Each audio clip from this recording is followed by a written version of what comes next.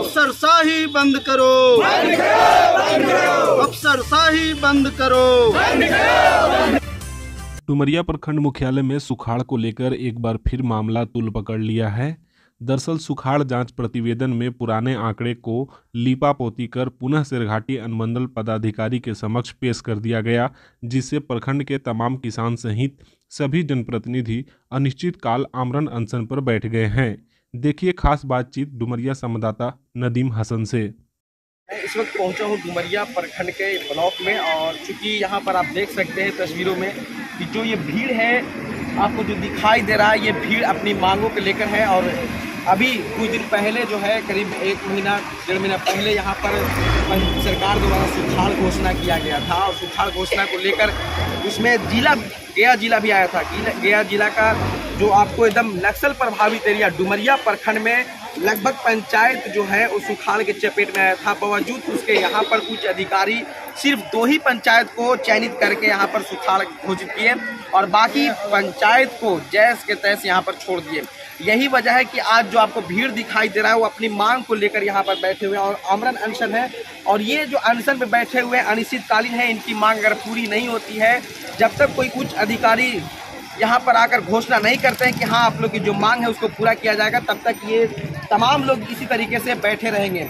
अभी मैं बारी बारी से आपसे बात करवाता हूँ कि अपनी मांग को लेकर किस तरीके से यहाँ पर सक्रिय है, या अपनी मांग में पीछे हटते हैं या इसी तरीके से डटे रहते हैं। चूंकि ठंड का भी मौसम है और हालांकि अभी तो धूप आकाश में खिली हुई है, गर्मी भी थोड़ा सा पड़ा हुआ है, लेकिन सबसे बड़ी बात यह है कि जिस तरीके से ये यहाँ पे भूखे प्यासे बैठे हुए हैं अपनी मांग को लेकर, ये वाकई में यहाँ पे डटे रहना चाहते हैं। ये सरकार जो उच्च अधिकारी है क्या उनकी मांगों को यहाँ पर पूरा करते हैं। आइए मैं बात कर लेता हूँ समाज सेवी जनार्दन राय से, चूंकि ये भी पंचायत में जनता के प्रति हमेशा सक्रिय रहते हैं और हमेशा हर सुख दुख में साथ देने के लिए तैयार रहते हैं। सबसे पहले सर स्वागत है आपका। धन्यवाद नजीम जी। जी सर, अभी आप जो अनशन पे बैठे हुए हैं, इससे पहले भी आपके पंचायत के जो मोही पंचायत के जो मुखिया प्रतिनिधि श्री राम वर्मा जी भी बैठे हुए थे। जी। उनको आश्वासन भी एसडीएम की तरफ से दिया गया था, टीम का गठन भी किया गया था, बावजूद उसके जो है अभी तक परिणाम नहीं आया। तो फिर जी नदीम जी, कहना ये है कि हमारे मुखिया प्रतिनिधि और मुखिया और इस क्षेत्र के तमाम सम्मानित नागरिक, किसान, मजदूर सभी लोगों ने पिछले बैठक में भी अनशन में भी शामिल होने का काम किया। और जिले के वरीय पदाधिकारी जब इस स्थल पर आए तो उन्होंने आश्वासन दिया था कि आप लोगों का जो जायज मांग है, उचित मांग है, उसका पुनः जांच करा करके और उचित फैसला लिया जाएगा और लोगों जितना से ज़्यादा लाभान्वित हो सके करने का प्रयास किया जाएगा। बावजूद इसके यहाँ के स्थानीय पदाधिकारियों के द्वारा आंकड़े की बाजीगरी को पेश किया गया, सर्वेक्षण किया गया। वहां पर उन्होंने मौखिक तौर पर स्वीकार भी किया कि कम वर्षा होने के कारण यहाँ पर धान की रोपनी जो पर्याप्त मात्रा में होनी चाहिए थी वो नहीं हुई है।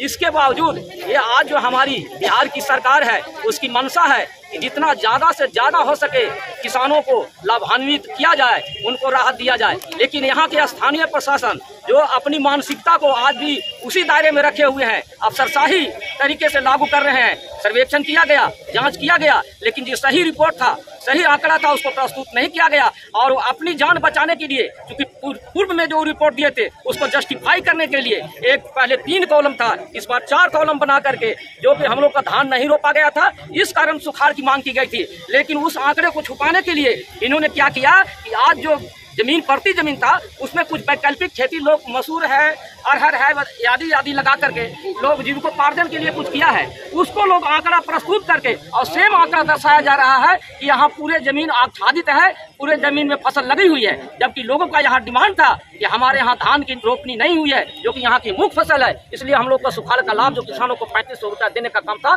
उससे वंचित किया जा रहा है। यहाँ स्थानीय पदाधिकारी बीडीओ हैं और आपके बीओ हैं, उनका यह है कि हम अपने आप को जस्टिफाई करें। पुराने जो हम लोग जो सर्वे करा करके दिया था उसको सही साबित करने के लिए इन्होंने गलत आंकड़ा प्रस्तुत करके और रिपोर्ट देने का काम किया है। इसलिए हम लोग आगे भी इस लड़ाई को लड़ेंगे और अपने मुखिया के नेतृत्व में तमाम जनप्रतिनिधि जो हमारे इस क्षेत्र में है उनके साथ हम लोग अंतिम दम तक लड़ाई लड़ने का काम करेंगे, जब तक कि किसानों को लाभ नहीं मिल सके। प्रखंड में जो 2 पंचायत चयनित हुआ था उसको किस आधार पर चयन किया गया?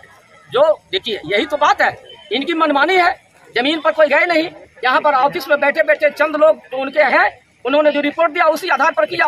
अगर वो धरातल पर गए होते तो सच्चाई सामने आती। अगर इनकी मंशा साफ होती कि वाकई में ये क्षेत्र जो है पिछड़ा हुआ है, इसको हमको किसानों को राहत देनी है तो निश्चित तौर पर राहत मिलता, लेकिन इन लोगों की मंशा नहीं है। और अपनी जान बचाने के लिए क्योंकि इन्होंने गलत रिपोर्ट दिया था, उसको सही साबित करने के लिए आज भी उसी तरह काम करने का काम कर रहे हैं। डुमरिया प्रखंड को सुखाड़ घोषित करो, डुमरिया प्रखंड को सुखाड़ घोषित करो, अफसरशाही बंद करो, अफसरशाही बंद करो, गलत आंकड़ा दिखाना बंद करो, गलत आंकड़ा दिखाना बंद करो, किसानों के साथ न्याय करो, किसानों के साथ न्याय करो, अफसरशाही नहीं चलेगी, अफसरशाही नहीं चलेगी, अफसरशाही नहीं चलेगी। डुमरिया प्रखंड को सूखा घोषित करो, डुमरिया प्रखंड को सूखा घोषित करो, अफसरशाही बंद करो, अफसरशाही बंद करो, किसानों के साथ न्याय करो, किसानों के साथ न्याय करो।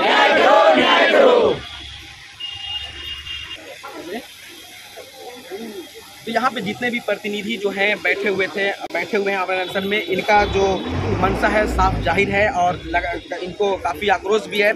और सबसे बड़ी दुख की बात यह है, इनको दुख भी इस बात को हुआ है कि सिर्फ डुमरिया प्रखंड में आखिर किस वजह से, किस बुनियाद के तहत 2 पंचायत को चयन किया गया, बाकी पंचायत को क्यों छोड़ दिया गया।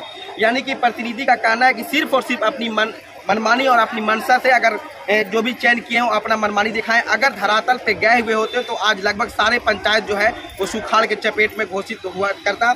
लेकिन बावजूद इसके यहाँ पर जो उच्च अधिकारी हैं उन्हें किसी तरह का कोई उनके ऊपर कोई दिक्कत नहीं, कोई प्रभाव नहीं है, कोई असर नहीं पड़ा। और यही वजह है कि आज जो है 8 पंचायत डुमरिया प्रखंड में सुखाड़ से वंचित है। और इसी को लेकर यहाँ पर तमाम प्रतिनिधि, चाहे वार्ड सदस्य हो, मुखिया हो या जिला परिषद सदस्य हो या मुखिया संघ के अध्यक्ष, जितने भी लोग हैं वो सभी आमरण अनशन पे बैठे हुए हैं। उनका साफ तौर पे कहना है कि अगर हमारी मांग पूरी नहीं की जाती है तो हम लोग अनिश्चितकालीन धरना पर बैठे रहेंगे।